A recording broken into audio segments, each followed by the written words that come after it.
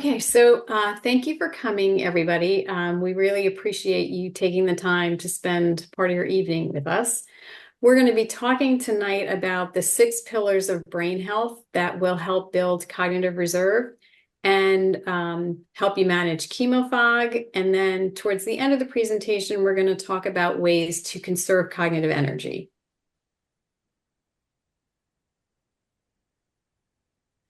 So the only piece of information that Kirsten didn't cover is together, Marilyn and I have over 70 years of collective experience. We were introduced by a colleague of ours back in 2016 who recognized that we shared the same interest and passion for brain health and helping people get back into living their lives. So just as a reminder, the information in our webinar is not meant to serve as medical advice, but rather as overall guidance. So if you have any specific medical questions, please direct them to your healthcare team. We wanted to start off by giving you a strategy. It's called the information overload strategy, because we recognize that when you're experiencing brain fog, you often feel overwhelmed by information, and you're going to be getting quite a bit of information tonight. So if at any point you feel as though you can't take in any more information, just want you to stop, take 3 deep breaths, and then re-engage. The slides all have plenty of information on there. So if you take that 10 to 12 second break, you're not going to miss anything. And we're going to have question and answers at the end so we can clarify anything for you. So I want to begin by talking about, something that we all know, which is that chemotherapy is really the gold standard for many types of cancers. And we know that it has saved countless lives. What we also know is that there are side effects. And, one of those side effects that we're going to be talking about tonight is chemo fog. Now, when I talk about chemo fog, what we're talking about is having trouble paying attention, difficulty remembering things, feeling like your memory is very glitchy, feeling in a fog, just a general fog, difficulty concentrating. Now, these symptoms can begin during chemotherapy treatment. And for many people, it resolves once the chemotherapy, the medication leaves the body. But for a lot of people, it sticks around for a lot longer than you would imagine that it would. But having something called cognitive reserve can actually lower a person's chances of developing chemo fog, the symptoms, I should say, because you can have chemo fog and not feel the symptoms if you have a lot of cognitive reserve. And cognitive reserve will also reduce the severity of those symptoms once you feel like you have them. So let's talk about what cognitive reserve is, because I'm sure it's not a term that many of you have ever heard before. Cognitive reserve it says here that it's a protective mechanism. We think of it like the brain's armor, like a protective coating almost, that continues to allow you to function at the level that you're functioning longer before you start to feel the symptoms. 2 things that you need to know about it is that it's unique to every person, and that it doesn't matter how old you are, you can always develop more.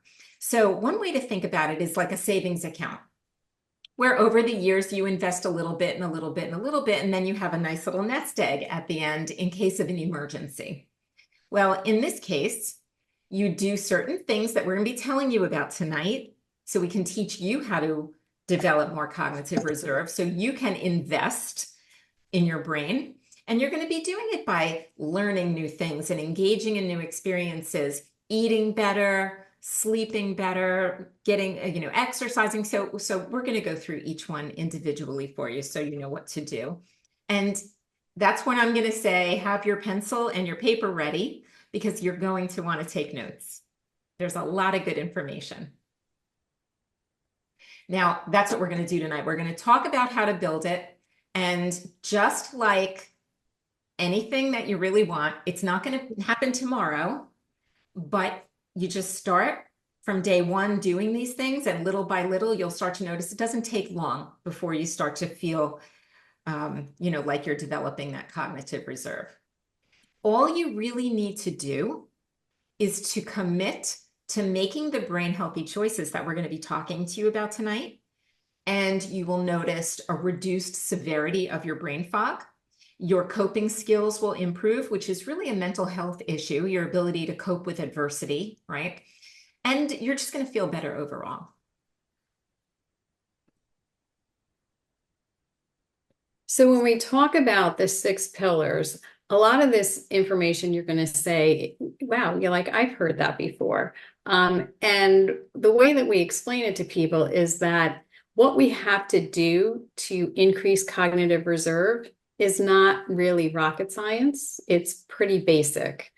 But the research that went into figuring this all out, that's where the rocket science exists. So we don't want you to minimize the impact because each of these pillars is really significant to your brain health. And so sometimes people might say, it doesn't matter if I don't get sleep. We're going to talk about why sleep really is important. Or they think like, I eat pretty well, but we're going to talk about why it's important to really make good choices because your brain is reliant on what you eat and what you drink in order to fuel it. So to start with, the first pillar is to challenge your brain every day. There's a term neuroplasticity, which basically means your brain creates new connections. And as you create new connections, you're increasing cognitive reserve. So challenging your brain every day is an important aspect of developing neuroplasticity. Socializing and having fun with friends. I think probably everybody knows that, if you are socially isolated, you're more likely to experience depression. And a depressed brain is not a healthy brain. So you want to stay actively involved with family and friends. Stress management. Again, like we all know, okay, we have to learn to manage our stress. We recognize we're not going to stop stress from entering our lives, but the goal is to really monitor and manage our response to that stress. So there's times, right, we all know, especially, for those people that are in the room tonight, when you get a diagnosis of cancer, there is nothing more stressful than that. But there are ways to manage that stress so you don't further reduce and compromise your immune system and your brain health. Striving for good quality sleep. There was that saying people used to say, well, I'll sleep at the end of my life and I'm not worrying about it now. Well, now the science is really showing you're going to speed up the end of your life if you don't get enough quality sleep. So it's not something to be ignored. You want to commit to eating a brain healthy diet. People don't recognize that our brain burns 20% of the calories that we ingest. So if you think about all of your organs and the rest of your body is sharing 80% and your brain alone is using 20%, that lets us know that food and fuel is really important to how our brain is functioning.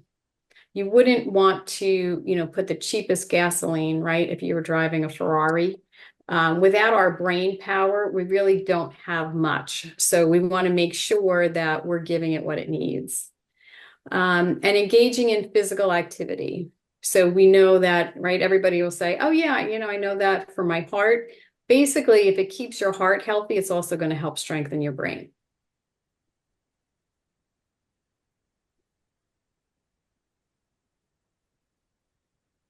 So now we're going to talk a little bit more in depth about each of the pillars. So why is challenging your brain every day important? Well, because it improves your brain function. It helps build your cognitive reserve, and it also protects against cognitive decline. So we're not saying that, hey, you have to go re-enroll in college, right? There's a lot of ways that you can keep your brain challenged through everyday activities. And reading is one of the best activities to increase cognitive reserve. It requires that you pay attention, that you remember information. It can help with your vocabulary. You may retell the stories, so it's sequencing. And a lot of people find reading is a stress reducer. So not only are you getting the new information, but you're also reducing your stress. Art can foster creativity and concentration. A lot of people recognize they get into a flow state where they feel very calm and they just feel like they're connecting with their art and they're able to put aside everything else that's going on. Gardening is good. It's an outdoor activity. You're exposed to vitamin D. If you get out early in the morning, you're exposed to melatonin. It helps to increase your melatonin levels naturally. It also involves, the cognitive goals of planning and organizing. It keeps you active because you go back each day and do a little bit of like weeding and watering. And our brains are wired to connect to nature. So 20 minutes in a natural environment can reduce blood pressure, heart rate, and people will report feeling calmer. It also helps increase your attention. Bird watching, another natural activity, right? You're outside. It focuses on helping you to establish patience, connect with nature, pay attention. And music has been shown, because music is a full brain activity, it engages both the left and the right hemispheres. So if you have ever thought about learning how to play an instrument, now's the time. Because that learning how to play an instrument has been shown to increase neuroplasticity.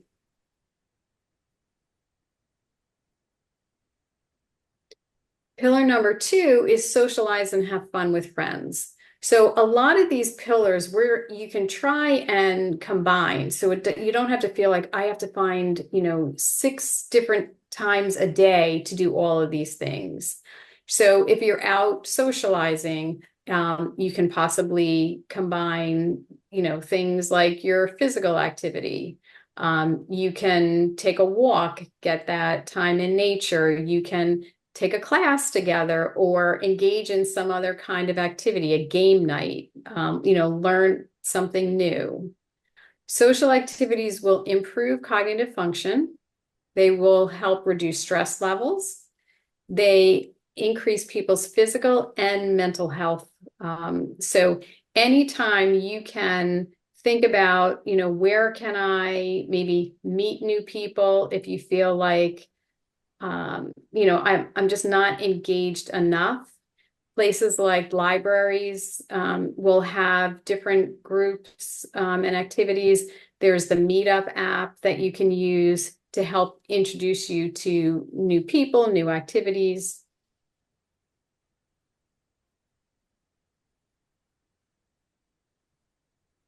And pillar number 3, managing stress. So why is stress so harmful to the brain? I mean, we know it doesn't feel good, right? It tends to create headaches and stomach aches. But stress causes inflammation. When our brains are inflamed, right, that inflammation increases brain fog. And a foggy brain does not pay attention really well. It doesn't problem solve really well. So we get this cycle that gets created where I'm under stress, I'm not feeling good, I'm not making great decisions. Now I've increased my stress even more. I'm getting foggier. I'm not making good decisions. So the snowball turns into an avalanche. And we want to find a way to manage our stress so that we don't keep that avalanche going. So the first way, right, is to learn how to say no. Now, for many of us, we don't say no, which is why, our stress levels get so high to begin with. So you want to practice saying no. Actually say it out loud a couple of times a day to so you hear yourself saying no. And then the next time somebody asks you to do something that you recognize is really going to put additional stress on you, saying no will not feel so unfamiliar to you. You want to exercise regularly. Endorphins get released when we exercise. People report decreased blood pressure. And again, it helps to focus attention. So if we're having a little bit of a foggy time, and you've got a big day ahead of you, exercise in the morning, and it will help you pay attention throughout the day. Mindfulness is wonderful to manage stress. You can do breathing, yoga, Tai Chi, meditation. There are tons of apps, online classes, and now that we seem to be beyond COVID, there's a lot more in-person options as well. And then practicing gratitude.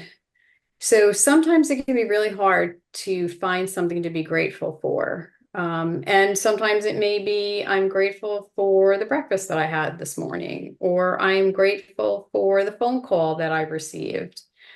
I like to keep two jars. So I keep a gratitude jar, and then I keep a jar where, one of the stress management strategies is also writing it on a piece of paper and dropping it, either into the garbage can or into the fire. So I drop it into the jar. And when I drop my stressor into the jar, I also go into my gratitude jar and I take one or two out just to review as a reminder of what else I have going on in my life that is the opposite of the stressor and can help reduce it. And then maintaining a healthy lifestyle. So putting it all together, right? The good nutrition, the adequate sleep, your leisure activities with people that you enjoy spending time with, your diet, all of those will help reduce inflammation and decrease your stress. So I'm going to talk to you about getting enough good quality sleep. And one of the things about sleep is you're not playing the long game here. If you don't get a good night's sleep, you know it. You feel it the next day. And I know that everybody in this room knows what that feels like in the Zoom room. There's a cleansing process that your brain goes through when you get into a restorative sleep zone. As we go through the day, the brain tends to start to kind of develop a lot of plaque throughout the day. And when you sleep and when you get into a very deep sleep, a restorative sleep, that plaque gets cleaned out.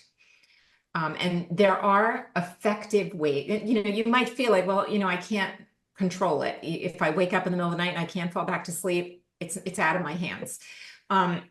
There are things that you can do to facilitate a better night's sleep. The first thing you can do is try to make your room as quiet, as cool, and as dark as possible. So quiet, hopefully there's not a lot of noise around you at night. Keep your air conditioner or your heat down to somewhere between 65 and 68 degrees. And also, if you have curtains or if you can cover the windows in some way. Also, sometimes alarm clocks have lights on them. You want to cover that. You don't want to use that. I've seen televisions that even like when you turn off the television, there's like a white light on the front of it. I don't know why they do that, but that can keep you up. You might want to like take a throw pillow and put it up against it or something. You want to avoid screens at least 1 to 2 hours before bedtime. The scientific reason for that is because your phone and tablets have this blue light which comes out of it and tricks your brain into thinking it's sunshine. So your brain thinks it's daylight. There's a whole, circadian rhythm to your ability to fall asleep at night, and your brain needs to look out and see darkness. So if you've got screens, you've got that blue light coming into your eyes, that's going to make it harder to go to sleep because it suppresses melatonin production. Another reason to avoid screens is because sometimes if we're, looking through our Google feed, there's a lot of things that come through that are upsetting or disturbing, and you don't want to, start reading about that stuff before you go to bed. You want to try to figure out what you can do with your bedtime routine every night. So maybe some reading, a book, not on your iPad because you'll get the blue light. So a regular book or like a Kindle. I have read does not use that kind of light. Even the ones that have the backlight on it do not have that kind of blue light. And of course, meditating is a really good way to get yourself into the mindset of relaxation and sleep. The Calm app is just incredible. And over the years, they have accumulated so much content on there. They have stories, if you like that. They have meditations. They have soft music, anything really that you would need. Now, you're going to want to avoid eating or drinking 2 to 3 hours before bedtime. Eating, because if you eat too close to bedtime, it's very hard to sleep when you feel full. And it can also cause you to wake up in the middle of the night with heartburn. You don't want to have anything that's going to disturb your sleep. And if you drink 2 to 3 hours before bedtime, if you drink, more than a certain amount, I guess it's different for everybody, but it's going to interrupt your sleep because you're going to have to go to the bathroom. So we want to try to minimize those things. Also, as Doreen mentioned before, exposing yourself to natural light during the day establishes a circadian rhythm, because that's what kind of happens every day. And then you get toward the night and you start to get groggy. So having times of sunshine and then times of darkness tells your brain it's time to start winding down. And you start to get tired toward the end of the day because of that. One thing that I think everybody experiences is if you wake up in the middle of the night, or if you just don't even fall asleep in the first place when you get to bed, as the hours are ticking by, you can start to panic a little bit, especially if you have to get up at a certain time in the morning and you're like, I have 6 hours left, I have 5 hours left. Oh my gosh, how am I going to function? You start thinking that way. All I can say is that the best thing to do is to not look at the clock, because I think the clock is very anxiety provoking in a situation like that. Maybe listen to a meditation or do a meditation. You maybe imagine you're lying on the beach. It's kind of different for everybody. I recently heard about something that I tried and it actually worked. I've only done it once, but remember I was saying before how being cool in your room, and then, you have like a fluffy blanket, it makes it cozy, right? So you go to sleep. I heard that if you get up, if you really, desperate times call for desperate measures. If you really, really can't sleep, you get up, and I know this sounds counterintuitive, but you splash cold water on your face. Now, let me tell you why, because I know this sounds like it's going to wake you up, and it may for a moment, but you're going to get cold because your room is cool. So you're cold, and then you get under your warm blanket, and it's very comforting. You warm up, and then you're good. And I'll tell you, 5 minutes, it worked for me. So I'm just sharing that with you. And last but not least, if you really find that this is over and over again, there are sleep specialists. You'll have a sleep test. They'll determine what the issue is, and then they'll help you with it, whether, it's apnea, whether you need a medication, whether they have tips for you. But sometimes you just need to take it to the next level. All right. So the next pillar number 5, is a brain healthy diet. Food has such an impact on everything, every part of your body, including your brain. And what we're looking for the brain is omega-3 fatty acids. We're looking for something called antioxidants, and all of the other essential nutrients, protein, all of those things that will help your brain sort of function better during the day. It can also reduce your risk for memory disorder like Alzheimer's disease and other neurodegenerative conditions. And we recommend something called the Mind Diet. Now, just a few things about the Mind Diet. One of I would say the pillars of the Mind Diet is you want to replace the bad fats. So, like things like vegetable and canola oil, butter and margarine, things like that. You want to replace those with olive oil. Olive oil has so many brain healthy benefits. It's got a lot of antioxidants in it, and antioxidants will actually help you kind of fight against any damage caused by any sort of poor food choices that you may make. And it's also, if you're cook, they say you're not supposed to cook with extra virgin olive oil because it doesn't do well at a high temperature point. You can use avocado oil for that. It's also very good. Certainly fish. There are some fish that have more omega-3 fatty acids than others, but overall fish is a pretty good choice. And it certainly, as a protein, can replace things that are not as brain healthy, like red meats and things like that. Plant-based proteins are really preferable when we're talking about how to get protein. The Mind Diet does allow a limited amount of red meat in the diet because the Mind Diet is fairly liberal. It wants to be, they wanted the Mind Diet to be sustainable. So they're not saying never eat this, but they're saying, you have to, like everything else, practice moderation and limit the things that aren't good for you. So have some red meat if you really need to, but they say keep it to fewer than 4 servings a week if you must. A better way to get protein is by using legumes, lentils, beans, things like that. They're higher in fiber, healthier for you, lower in fat, and rich in a lot of other nutrients that red meat does not have. And hydration. A lot of us do not drink enough. Sometimes you don't have the time. Sometimes you're just not thirsty. The body can be hydrated and you may not feel thirsty. Your brain consists of 80% water. One of the very first symptoms of dehydration for most people is brain fog. In the morning, when you wake up, you've been going many hours without drinking, it is essential to drink a full glass of water. Studies have shown that cognition improves and that it's enough for people to notice if you do this. This slide says aim to drink at least 64 ounces of water a day. For some people, that's very hard. I say strive for it and do your best.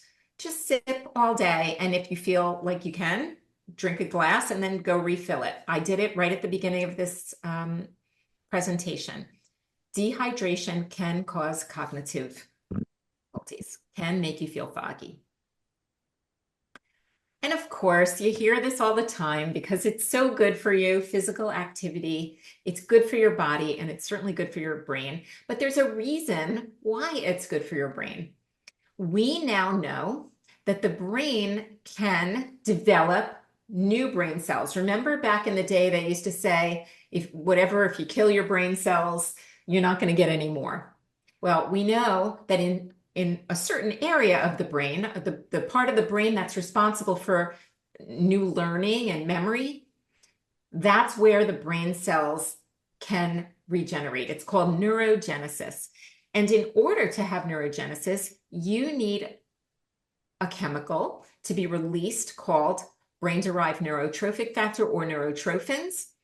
And fortunately, physical activity causes the release of this chemical so that you can develop more brain cells. And more brain cells mean more neural pathways. And all of this means a bigger brain. And a bigger brain is cognitive reserve. It's really what it's all about, right?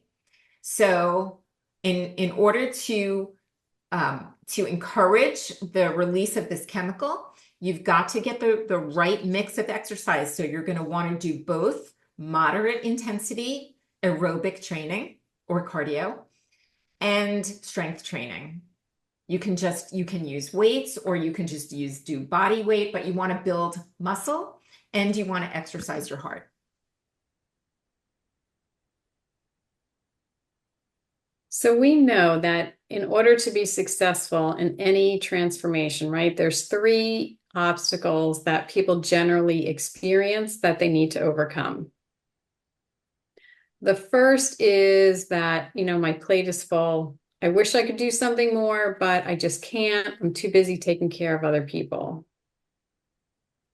The second obstacle is that I'm tired all the time. I don't have the energy or the ability to try anything different that's going to supposedly make my brain work.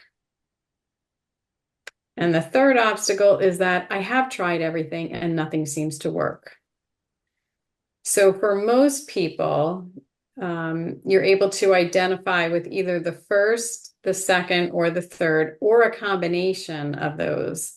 And what we're here to explain is that when you have a healthy brain, that healthy brain is able to figure out how to make space on your plate because you're not so overwhelmed.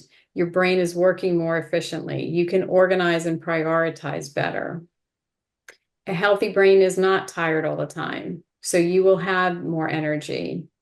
And for the people who feel like they've tried everything and nothing seems to work, very often it's because they may be doing some of the pillars, but they're also not doing others. Or, they might think that, well, I can have a couple of cheat days a week, so their nutrition or their hydration is really off. And that's why they're not seeing the benefit to, even though they're doing some of the other things.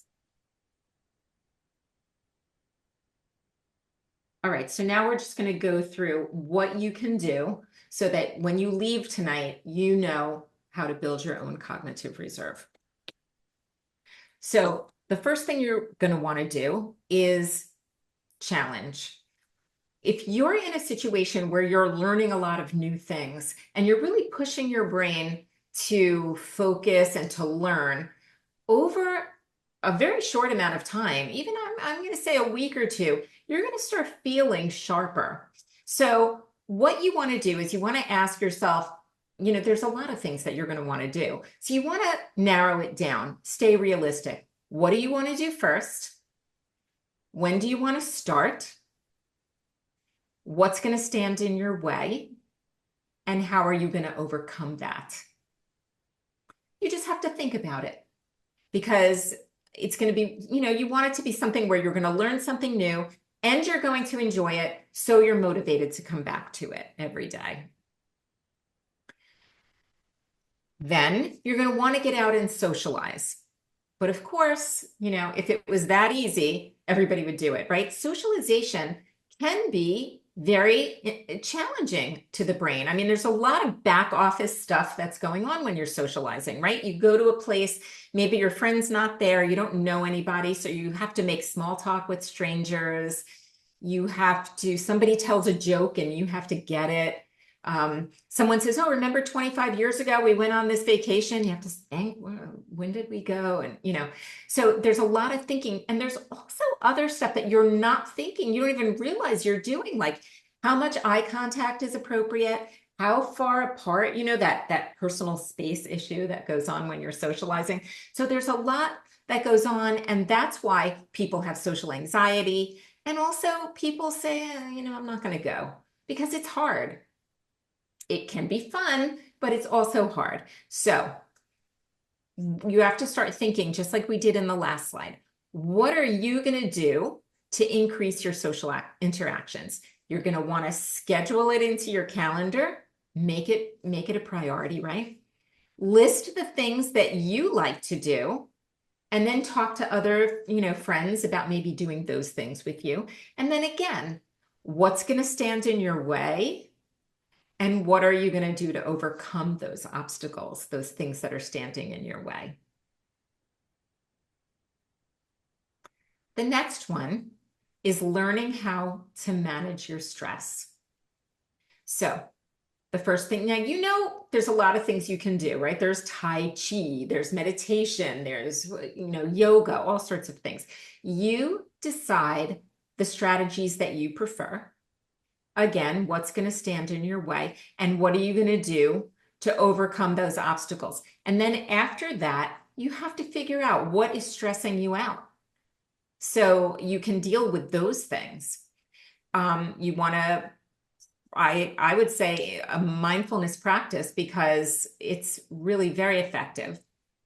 You want to set boundaries, so you're reducing your overcommitment. Certainly establish a daily exercise routine. You want to get social. Incorporating social activities is a great way to manage your stress, because it's a way to kind of get away from work and other things that are stressing you out. You want to talk to people about what's stressing you out. A gratitude journal is life-changing. If you can get started with that. And then adjust. You may not need to do all of these things over time, but you're going to want to adjust what you're doing so that you're, not putting too much on your plate, because that's going to defeat the purpose, right? It'll just add more stress.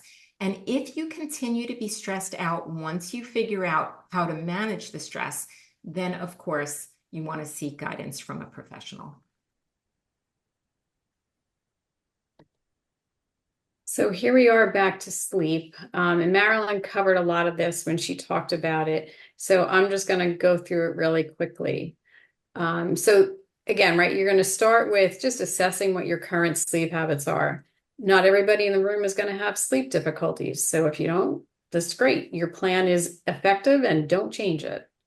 If you are recognizing your sleep could be better, set a goal for yourself. So for the average person, they recommend 7 to 9 hours of sleep. You may find that you're on the lower end, maybe you're getting 6 hours, or you may be somebody who feels like, you know what, I sleep for 12 hours. That may be something to talk to your doctor about while you're going through certain treatments. Your body may need to sleep more.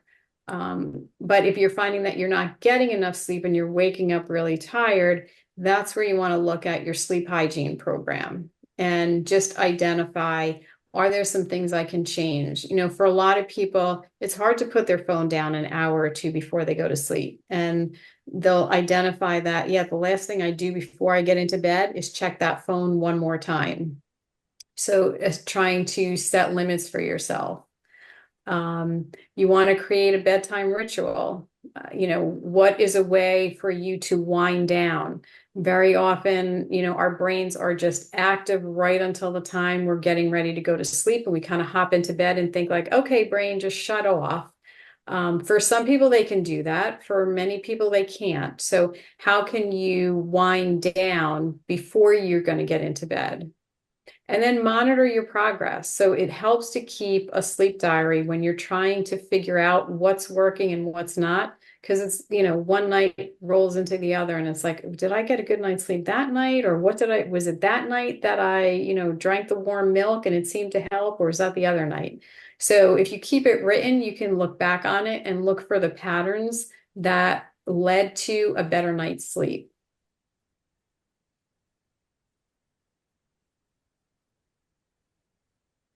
Okay, back to the mind diet. So I think for most people, it's not that they don't know that they should or shouldn't be eating something, but it comes down to, I don't have the time to do this, or I don't have the energy to do this. So you want to create a plan. Think about a food or two that you can eliminate from the menu, and a food or two that you can add to the menu that will help improve your brain health.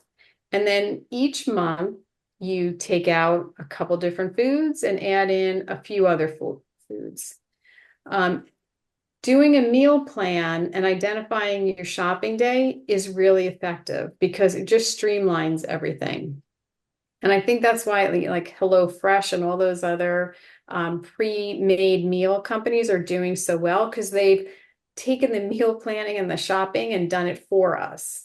But they tend to be expensive. So if we can do it for ourselves, and then what I tell people is create, 4 to 6 weeks worth of meal plans and then just recycle them. So you don't have to keep every week creating for the rest of your life a meal plan unless you really enjoy it. For some people, they're really foodies, and there's certainly tons of Mind diet recipes. You can find them online on Pinterest. You can Google them. You'll never get bored of eating the same thing if you don't want to. But if you're just really worried about eating for your health, do 4 to 6 weeks worth of meal plans and rotate them.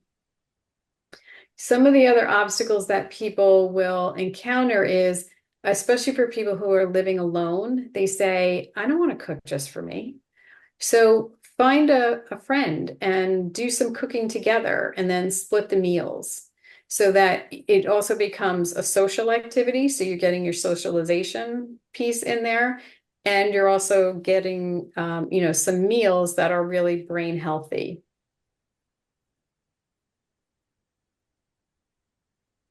And physical activity. So this is one of the areas, right? For some people, they say, I don't like physical exercise at all.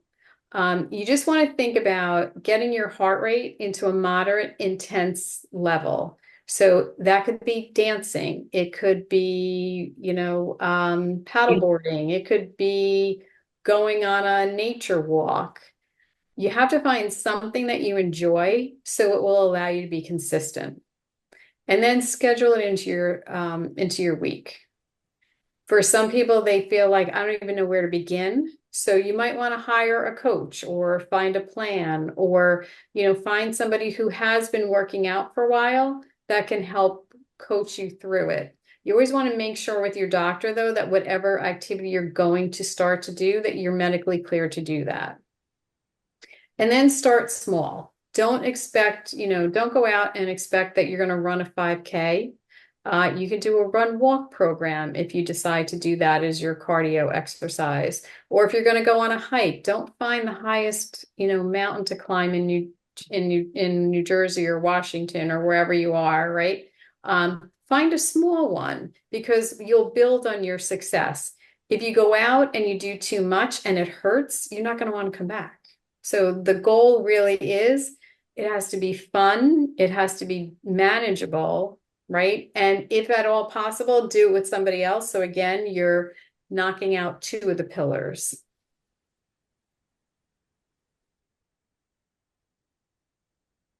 So your action plan might look like, on these days, I'm going to do my aerobic or cardio exercise. On these days, I'm going to do my strength training.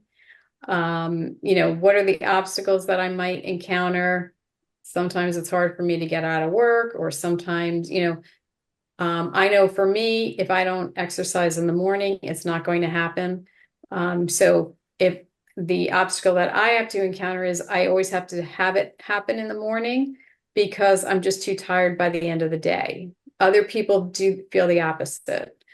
So if you understand what it takes to make it happen, you'll be able to make it happen.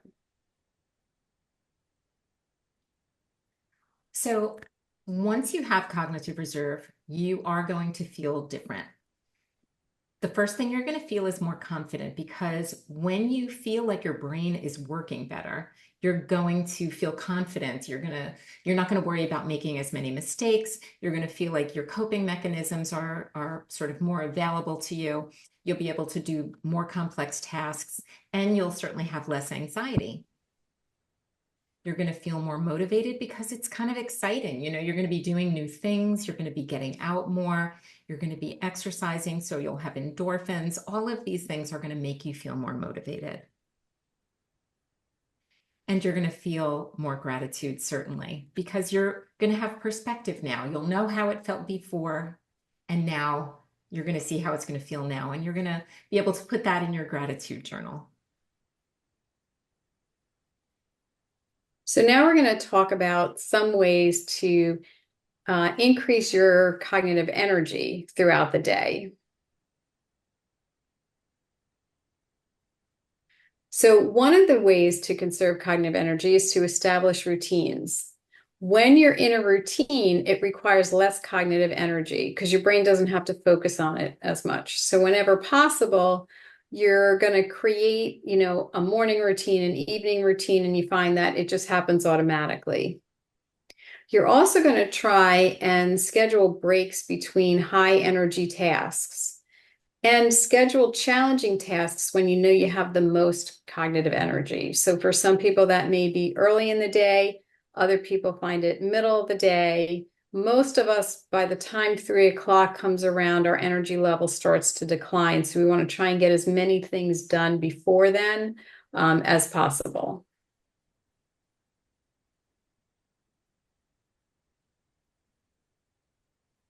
Environmental cues. So you want to create labels, use visual reminders, and keep items visible.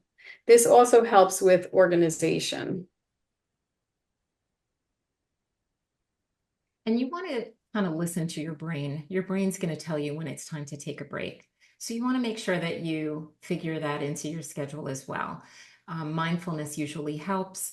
Take a short walk, get out into nature, and then you'll find when you get back, you'll feel fresher, you'll feel less foggy and sharper for sure. So to learn about what we do, you can visit our website at www.longliveyourbrain.com. And if you go there, you'll see information on our new e-workbook. It's called Life Happens Chemo-Fog. Regain clarity and build cognitive reserve during chemo fog. And the information that's in this book is the exact information that we teach in our classes. And it goes step by step through all of the lessons to help you overcome the symptoms of chemo fog. It's a lot of it is what we've done, what we've talked about tonight, but we sort of take your hand and hold your hand all the way through it with the workbook. So we're hoping that it'll be published soon in the next month or so. And what I think we will do is Kirsten will let you know when the book is ready to be published, and then you can share it with everybody. So it says here, hiring a coach may not be possible for people and isn't a helpful suggestion. This underpaid public servant cannot afford a trainer or coach. Are there free resources? So there's lots of stuff on Google for sure. None of the information that we have is, we didn't make it up. So it's all available. We just offer help if you need it. And that's also why we've created the workbook. The workbook's going to be $29.99, and you can go at your own pace. It's very, it's very easy to follow, pretty basic, I mean, as you can tell, the information here is all stuff that I always say we know what to do, but we don't always do what we know, right? That's kind of what we have in the book. But I think if you have a guide and you just go page by page, then, maybe it'll help you to feel less overwhelmed by the amount of information. You just turn the page, go page by page, and we'll take you through it. I have just an interesting piece of information that I found out last night at my I'm in a barbershop course, and one of our members was telling us that apparently Sweet Adelines has some sort of maybe not a partnership, but they do something with an entity called Grouper, which apparently you can get part of your insurance, your health insurance back, because Sweet Adelines is now considered an activity that is a wellness program, and it's music, it's singing.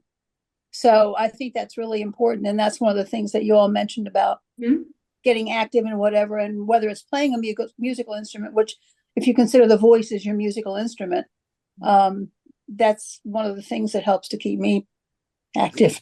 Well, thank you for sharing that. Very true. So, and I don't know if it works with all different types of insurances. I tried to look something up because part of my dues for I'm sure it's not the insurance money. It's your dues that you pay for an organization. And we do pay dues to Sweet Adelines. So maybe part of that could be rescinded to us. So, wonderful. But I have another question. When you call it the mind diet, that's not an acronym for anything, right? You're talking about the mind or the brain. I wonder, they don't use the word brain, but they use the word mind. Is that something like a play on words or something? Yes, it's a combination between the Mediterranean and the DASH diets, the two. Oh, So oh, it's the Mediterranean intervention for neurodegeneration Neurodegenerative. delay. Right. Yeah, it's a And very it's long name. That's why they call it the mind diet, I think, because trying to remember the official name of it is forget very it. oh, okay. I wasn't challenging. sure as I was saying, well, brain, I said brain, mind. Is there a difference between brain, maybe the physical, and mind might be how it's used or whatever? So I was not. Thank you. It That's started out as the study. They called it the mind diet study, and okay. then when it showed significant improvement in brain Right. function, then it became a whole diet. And actually, if you go on Amazon and search mind diet, Hmm. there's a book. And if you want to try some free recipes, I'm sure if you Google mind diet recipes, there's a ton of them for free. Okay. And my other question, last two, is I do a lot of reading on my iPhone because I buy Apple books but I turn the background black, so I'm reading white on black. Does that still have the blue screen? Or I mean, I don't like to hold a book. I hold a book and it falls out of my hands or it falls on my chest falling asleep, so does the phone. But I mean, I find that that's easier. I have floaters in my right eye, so when I look at a black screen with a white font, I don't see floaters. When I look at a book with white pages and black print, I see little black things going across, and it's like very annoying. So I just was wondering if that's the same thing as a blue screen. I don't know the answer to that question. Do you, Doreen? No, I know that Apple has been working to reduce the blue screen and the blue light. I don't know with the latest versions of the phone if they figured that out or not. Yeah, I did do a lot of things in the dark mode. In other words, I'll read my emails and they'll be in a dark background and stuff like that. So because I noticed the white is like, whoa, it just hits you in the face. If So you have any doubts and you want to read at night and you're worried about the blue light, I think a Kindle, is probably the way to go. okay. Thank And I you. think if it's not keeping you awake, like my husband can drink coffee at 10 o'clock at night and go to sleep at 10:30. That's So true. it's not that everybody has the same, isn't impacted the same way. So if you're not impacted by the blue light, then that's good. We won't discuss my sleep habits. They're horrible. I wouldn't even begin to tell you. It's like, oh yeah. So But then maybe you need to investigate the Kindle. Yeah. Okay. Great. Well, thank you so much, Marilyn and Doreen, and thank you everybody for coming. And just thank you, everybody. Really, really great information and reminders for us all. And a lot of the things that Marilyn and Doreen talked about, we offer at Smith Center, and would love to have you be a part of our community on a very regular basis. We all get to know each other, and it's a lot of fun, and it's like one big family.